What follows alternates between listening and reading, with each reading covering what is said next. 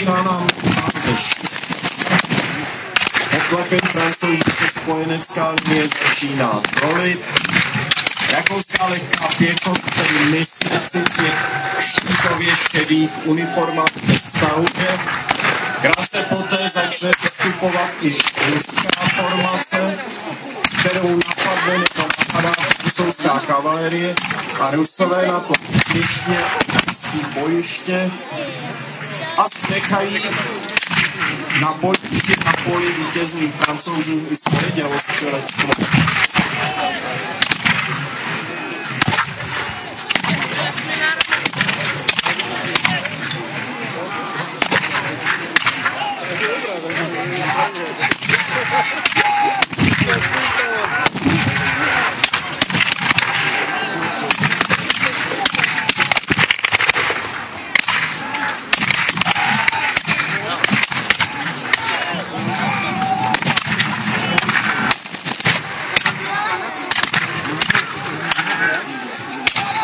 Situace na bojišti se nám v různých částech různě vyvíjí.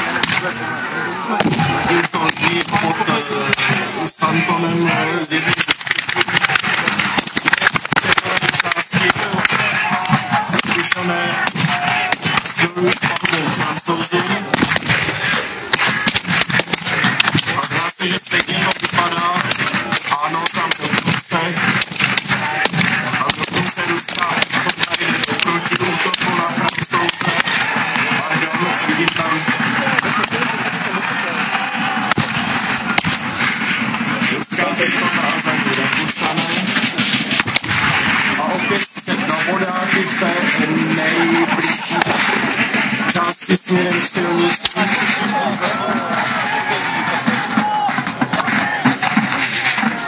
A ve středu, nemyslím jen ve středu ve čtvrtek, ale ve středu bojiště. Francouzi prorazili rakouskou linii, která velice dezorganizovaně a neuspořádaně ustupuje. Místy dokonce i prchá.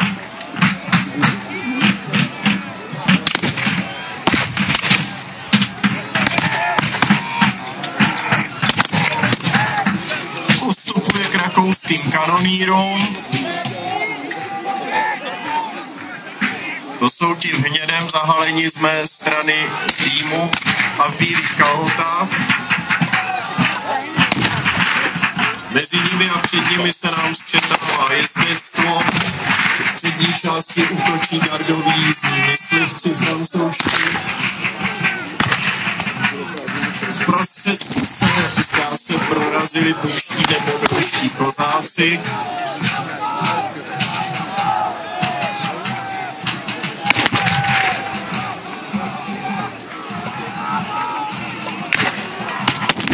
Bojiště se nám trošku vyčistila, ale na chvilku. V prostřední části pálí francouzská děla na ustupující spojence.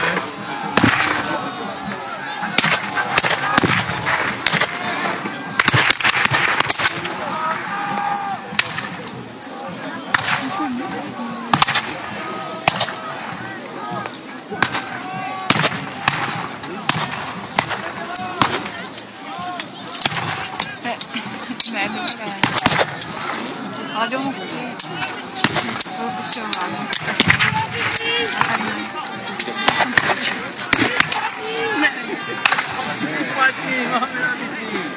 Vidíte, že řídit bitvu není vůbec jednoduché.